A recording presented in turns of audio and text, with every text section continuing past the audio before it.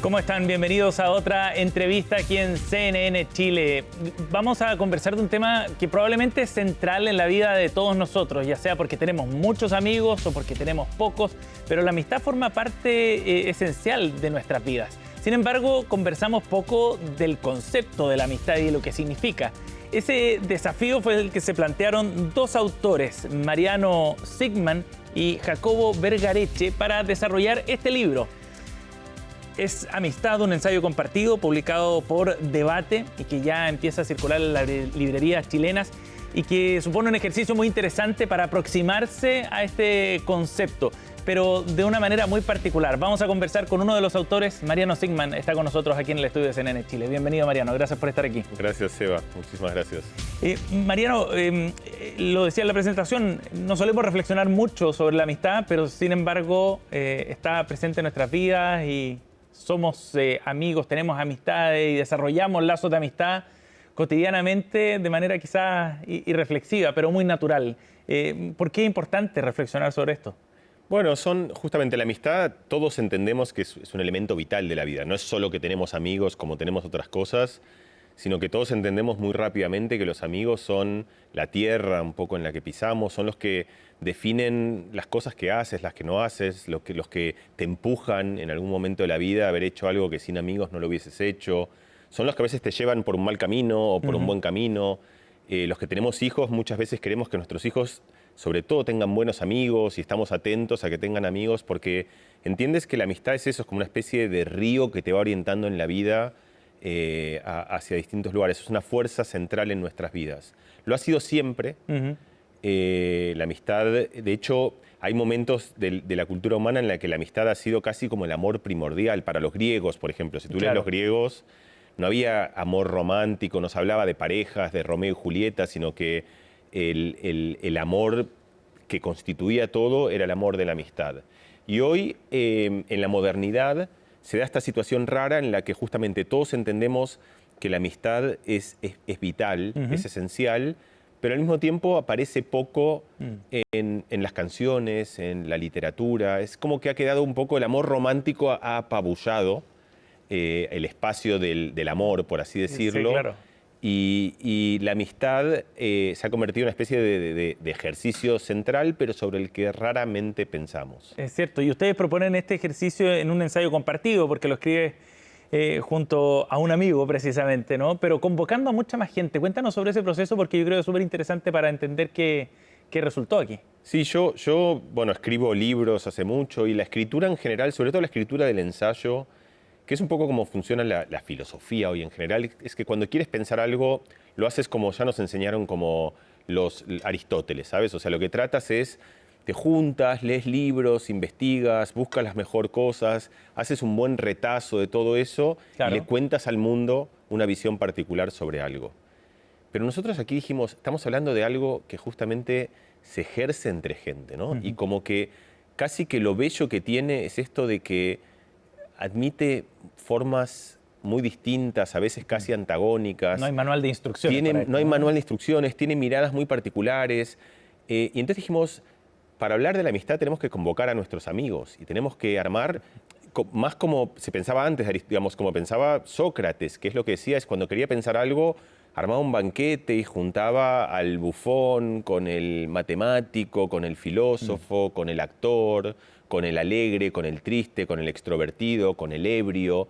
Y entre todos ellos, un poco en esa especie de fresco, de collage, que adquiría como lo variopinto de lo humano, también la diversidad de miradas, sacaban conclusiones mucho más ricas que la que una persona ilustrada puede sacar mirando desde el encierro de su propio habitáculo. Y eso fue lo que resultó aquí también. Eso fue lo que hicimos nosotros, pero lo cierto, muchas veces hay algo en que es lo bonito también de lo imprevisto, ¿no? Cuando te vas de viaje a un sitio, te encuentras cosas que no imaginas. Nosotros, la verdad es que hicimos esas conversaciones, no para que esas conversaciones sean la materia del libro, sino para calentar motores. Dijimos, vamos a juntarnos con amigos y que nos den buenas ideas. Entonces nos pasaron dos cosas. Primero que empezamos a llamar todos, de gente famosa, desconocida, grandes, jóvenes, jardineros, abogados, filósofos, inmigrantes, niños, niñas, homosexuales, heterosexuales. Tratamos como de capturar un poco la diversidad humana. Todo el mundo O sea, tú haces entrevistas y sabes, a veces convocas, a veces es fácil, difícil. Cuando llamas a alguien para hablar sobre la amistad, se tiran todos de cabeza y dicen, voy, ya. O sea, y esa fue la primera observación del libro. Resultó muy fácil. Que es que la gente quiere hablar de la amistad, porque justamente esa es la tensión que tú decías, que es algo que ejercemos mucho pero pensamos poco. Y cuando tú les das la oportunidad de algo, la gente la toma como si le estuvieses regalando algo. Lo segundo es que casi todo el mundo no hablaba desde un lugar desde el que solemos hablar, que es un lugar como de verdades repetidas, un lugar un poco cómodo pero aburrido, sino que la gente venía a esa mesa que armábamos en un lugar muy bonito y todo eso, realmente a descubrir, a pensar. Y entonces le brillaban los ojos y encontraban que las amistades habían sido como los lugares más luminosos, pero también lugares a veces oscuros y lugares difíciles, que y lugares comienzas turbulentos. a recordar muchas cosas, ¿no? Muchos episodios. Me imagino que es un ejercicio de cierta melancolía o nostalgia. Entonces. De melancolía, de fiesta, de alegría, de tristeza. Y al final que es un ejercicio que empiezas como a pasar por tu vida. Porque los amigos son el espejo, es una especie de hecho es una de las ideas de la amistad que es como un otro yo. Los amigos son el que a veces te hace que seas un poco más loco, el que te hace más serio, el que te hace cuidadoso, el que te hace ir de fiesta, el que te hace... Es decir, y cada una de esas amistades son como una especie de extensiones donde vas encontrando la propia forma de tu identidad, de todo lo que eres a través de tus amigos. Y entonces ahí nos dimos cuenta, y se hubiese dado cuenta cualquiera, es como una especie de director de cine que de repente pone la cámara y ve algo y dice, aquí está pasando algo, ¿no?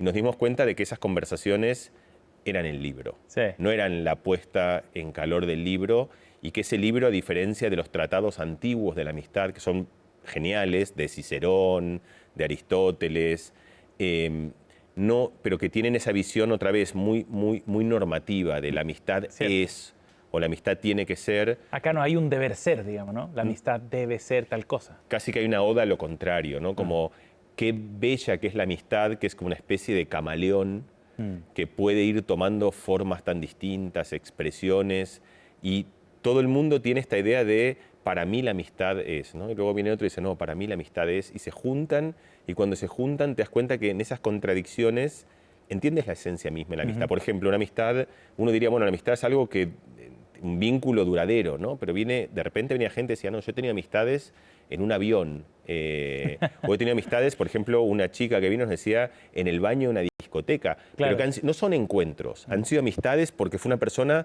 que me dio un apoyo vital en un momento necesario y me dio algo que me transformó la vida, pero duró esos 12 minutos, y esa persona con la cual yo compartí 12 minutos centrales de mi vida, eso es una amistad importante. Luego viene otro y te dice, no, para mí un amigo tiene que ser alguien que te ha conocido en las distintas etapas y que ha viajado contigo y ha navegado. Y por eso es tan difícil definirlo, ¿no? Porque se basa en la experiencia de cada una de las personas, y así como amistades cada uno tiene y los lazos que cultiva, tantas definiciones hay. Yo creo que la amistad es una de esas cosas bellas de la vida que todos entienden lo que es, pero nadie puede definirla, ¿no? O sea, otro ejemplo sería un juego, ¿no? Tú puedes decir, un juego es algo que se juega a varias personas. No, hay juegos que los puedes jugar solos. Vale, un juego es algo que uno gana. No, hay juegos donde ganan varios, donde ninguno gana. Un juego es algo que se hace en un dado... Y vas a encontrar que entiendes perfectamente qué es un juego y qué no es un juego, pero no puedes ponerlo en una caja precisa. Tiene un contorno borroso. Y la amistad es exactamente así. De hecho, un poco humorosamente nosotros empezamos el libro. Una de las entrevistadas fue Rosa Montero, que es una enorme escritora, que además justo para mí es particularmente emocionante porque fue la escritora con la cual me abrió la puerta a la literatura cuando yo era adolescente, y de repente estábamos como esas historias bonitas de la vida. Luego nos hicimos amigos con Rosa, y de repente estoy con Rosa hablando de la amistad. Rosa vino con su perra, fue la última entrevistada, estábamos exhaustos. Así arranca el libro, de hecho, con este final y venía con su perrita, ¿no? Entonces nosotros le preguntamos una pregunta que también forma parte de los límites borrosos de la amistad. ¿Tu perra, que se llama Petra, es tu amiga o no, no? O sea, uno puede tener una amistad con una perra, o con una planta, o con Dios, o con un famoso. Y ella dice, con estas cosas que tiene Rosa, así de ese brillo tan espontáneo, dice no porque es pequeñita, no porque sea una perra, sino porque es demasiado pequeña, y entonces tengo un vínculo con ella de casi maternal, de mucho cuidado, y la amistad tiene algo más recíproco, ¿no? Y entonces nosotros le preguntamos, bueno, ¿cuánto tiene que pesar un perro para que pueda considerarse un amigo? Y dice, por lo menos 30 kilos. Entonces dijimos, bueno, después de 5 días nos vamos con una definición de la amistad rupestre, rúdica, mala, claro. pero rústica, mala, pero al menos una aproximación que es un perro de por lo menos 30 kilos. Esa Pobre es la chihuahua amistad. en todo caso. Sí, los chihuahuas no pueden ser amigos. Oye, Mariano, pero ante la dificultad de plantear una definición completa, abordemos ciertos aspectos. ¿Qué rol juega, por ejemplo, los intereses o las visiones comunes al momento de desarrollar una amistad? ¿Es algo tan imprescindible como uno pensaría a primera vista? Bueno, hay una idea de Emerson y de Lewis, en realidad de los dos, de C.S. Lewis y de Emerson, que justamente la amistad empieza en ese momento. A mí me gusta mucho esta idea en el cual hay cosas que te apasionan, ¿no? Y piensas que eres como el único, ¿no? Pueden ser desde rarezas, puede ser los reptiles, pero puede ser el fútbol, puede ser cierta manera de ver la vida. Y de repente encuentras a alguien y le dices, ¿cómo? ¿Tú también? Y ese ¿cómo tú también? Es algo en lo cual de repente tú ya sientes que en ese mundo que es tan íntimo no estás solo, sino que tienes un compañero de viaje que lo que comparte no son verdades, sino son esas cosas por las cuales nos ponemos en marcha, ¿no? Y es una mirada muy particular y Entonces, ahí hay una idea del interés, el interés como una especie de horizonte, de norte, que es como casi el elemento primordial de la amistad. De hecho, hay otra imagen que a mí me resulta muy atractiva, que es que los amantes se miran entre ellos, ¿no? Embelezadamente. O sea, tú miras a la persona que te gusta, pero en cambio los amigos no se miran entre ellos, sino que caminan juntos mirando el mismo horizonte, ¿no? Van en paralelo mirando con la vista, no hacia ellos, sino mirando el mismo norte o el mismo camino. Bonito. Y así andan, ¿no? Y andan para subir una montaña o andan para... de hecho, decía Emerson, a mí me encanta también como idea, que es que todas las grandes gestas de la amistad empiezan en historias de amigos. Dos amigos que dicen, hagamos Google, y ese es su norte, y se ponen, y son dos amigos o dos amigos pitagorianos que dicen, inventemos la matemática. Claro. Y de repente son esos, son 7 locos con intereses comunes y con amistad que los hace caminar, o dos amigos que dicen, subamos el Everest por primera vez, o subamos el Annapurna. Y casi ninguna de esas cosas... Por supuesto, otras no hay taxativos, pero casi ninguna de esas cosas hubiesen sucedido si no es entre amigos. Y sin ir a esas historias épicas, que son como fábulas enormes de la historia humana, en la vida de cada uno de nosotros también pasa eso. Tú no hubieses hecho ese viaje, no hubieses emprendido eso. A lo mejor, si haces tu propia historia de cómo estás hoy sentado aquí, hay un amigo que un día te dijo, vamos, tal cual. Embarquémonos. En mi caso, tal cual. Es que yo creo que para cada uno de nosotros como que encontramos que el amigo fue... Entonces, en ese sentido, el interés compartido, no el interés en su acepción de estoy interesado en ti por algo, sino de que compartimos el amor por algo, es algo que nos pone en el camino de la amistad y que la amistad nos pone en el camino de poder resolver. Ahora, de todas maneras, en ese camino hay tiempos distintos, hay circunstancias diferentes, y esos amigos que van caminando hacia el mismo interés se pueden distanciar también en un momento, ¿no? Uno va más adelante, otro va más atrás. ¿Qué rol juega ahí la distancia, por ejemplo, la cercanía? Estoy hablando incluso física. Sí, una es la cercanía física y otra es la cercanía afectiva, que tienen mucho que ver, ¿no?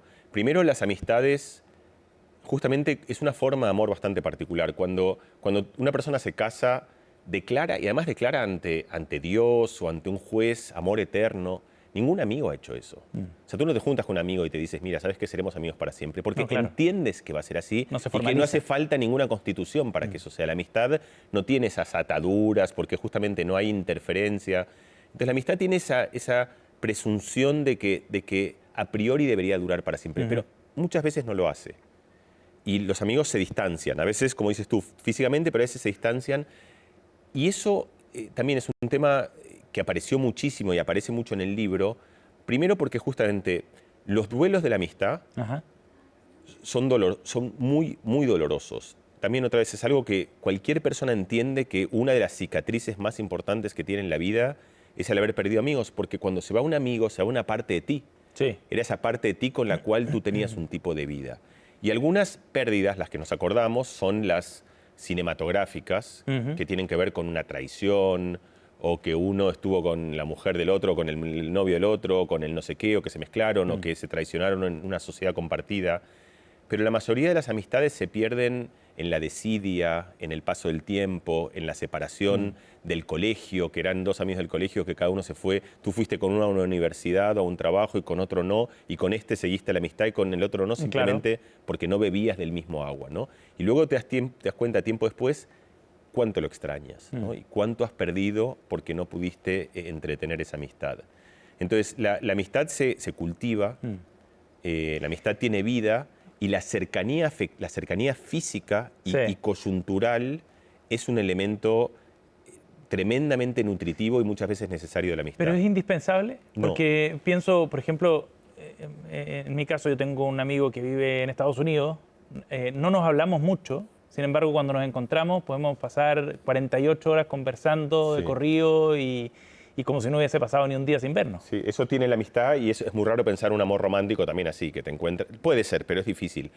Es exactamente así. Yo justo entrevistamos a un amigo mío también ahí y él decía, y lo decía como, y en parte yo sentía que hablábamos, porque nosotros no aparecemos en primera persona nunca. Entonces en el libro yo nunca digo un amigo mío, sino que todo el tiempo hicimos este ejercicio de hablar en plural, de hablar como dos amigos. Sí. Que nunca decimos, bueno, Mariano piensa que o Jacobo, sino que siempre somos. Entonces, este Pablo Meyer, que vino a una entrevista y que justo era un amigo mío, otros eran amigos de Jacobo, otros no eran amigos de ninguno, y él hablaba de algo que en el libro no aparece como algo conmigo, pero era algo conmigo en realidad. Eso quiere decir que a veces me pasa que tengo un amigo que lo llamo y le digo, he visto esta película y él me dice, caramba, yo también, o he leído este libro y me dice, caramba, yo también. y que yo siento que seguimos como sincronizados, pero a la distancia, ¿no? Como que... Entonces, nosotros hablamos de eso en el libro y lo que contamos justamente es... A mí me gusta la metáfora del fuego, ¿no? O sea, para encender un fuego, tú tienes que darle mucha presencia, mucho oxígeno, muchas maderas, mucho cuidado. Pero una vez que el fuego está encendido, ya de hecho puedes volver cada tanto y le echas un leño. Y la amistad es así. Una vez con tu amigo que tienes que vive en Estados Unidos, es ya un fuego encendido.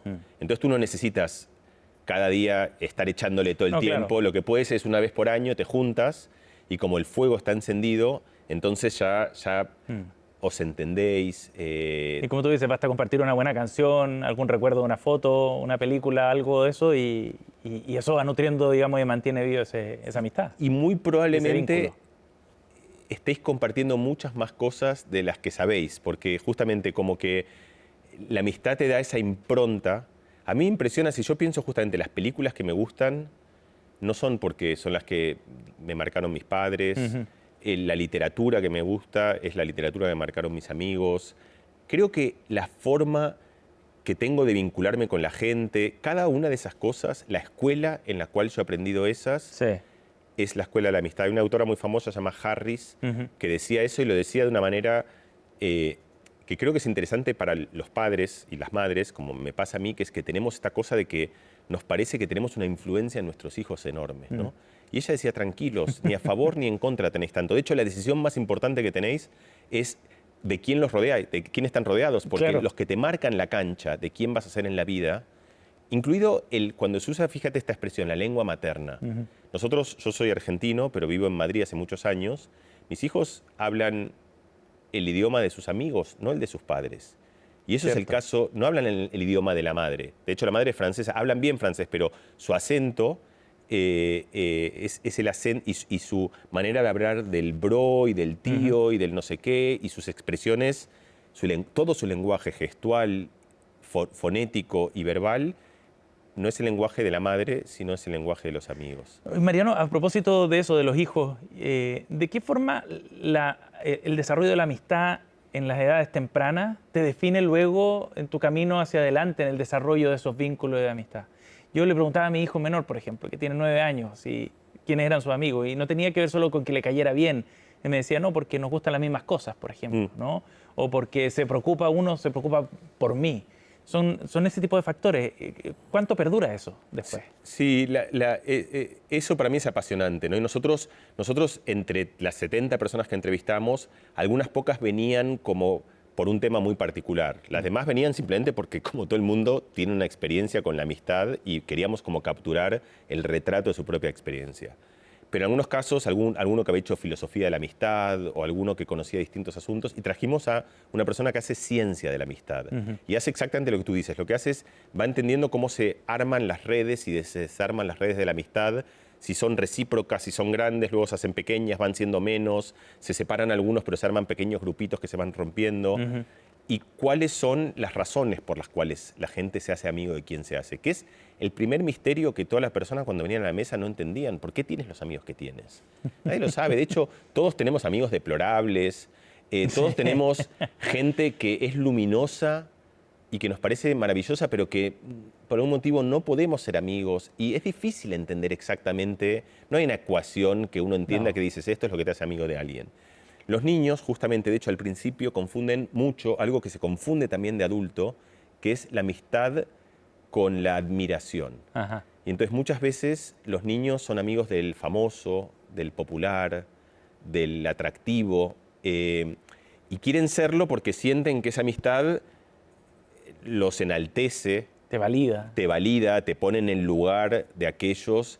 Y justamente eso es una confusión que persiste en la adultez, que es y que se mezcla y que se tiñe, que es la idea de la amistad con la admiración, con la aspiración. Ahí aparece la otra acepción del interés. Ser amigo de alguien porque crees que siendo amigo de esa persona te va a abrir puertas, te va a dar cosas, te va a llevar a... que también está bien, no está mal, te va a llevar a experiencias que quieres vivir y que quieres experimentar. Distinta. Y entonces ahí piensas a un amigo no como alguien de la reciprocidad afectiva, sino como alguien de quien te agarras para que te lleve a mundos, ¿no? Entonces, todas estas cosas se confunden, y lo que creo que también tiene algún valor para mí del libro es que, si bien no hay un libro que te enseñe a ser amigos, pero sí creo que hay ideas, como en el resto de la vida, que pueden ayudarte a entender ese vínculo que es tan importante y al mismo tiempo que ejercemos con tanta espontaneidad. Y en particular, pienso esto, mis hijos son un poquito más grandes que los tuyos, tienen ahora 13 y 15, pero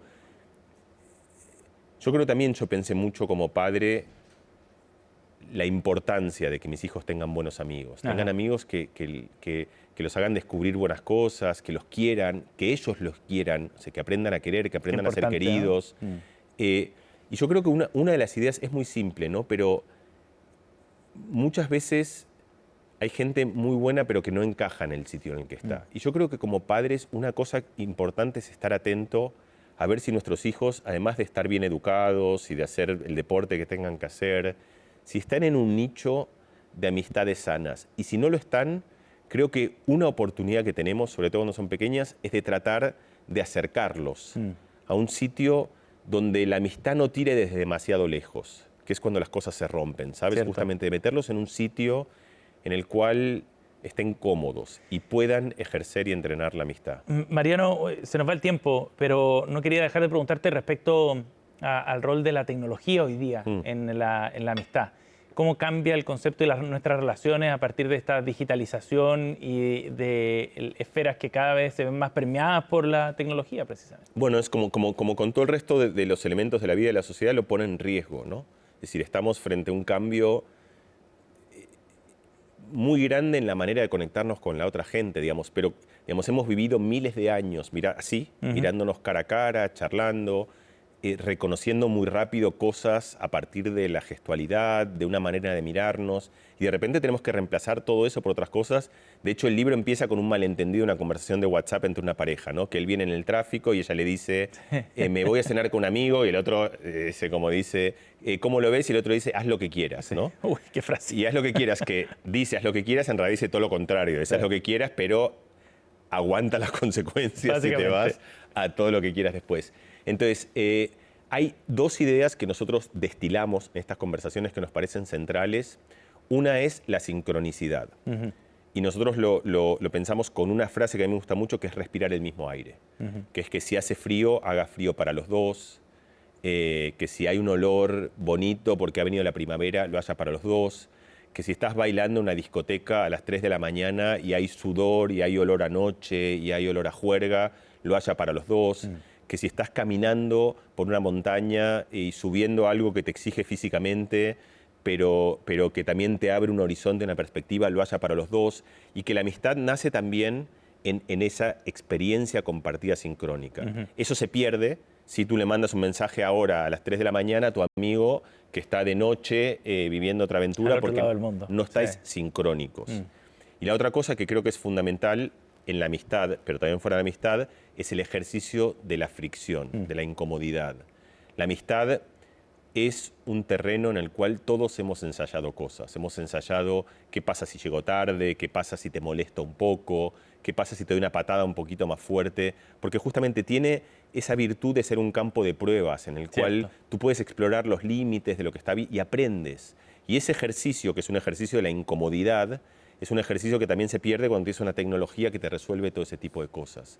Entonces, la tecnología, por supuesto, está bien porque permite que tú te hables con tu amigo en Nueva York y tiene cosas muy buenas, pero tenemos que entender que pone en riesgo estos dos elementos vitales de la amistad, que son la fricción y la sincronía. Y de alguna manera hay que aprender a lidiar con eso, ¿no? Que nos va a acompañar por mucho tiempo. Mariano Sigman ha estado con nosotros aquí en Entrevistas CNN. Mariano, gracias por haber venido al estudio. Gracias, Sebati.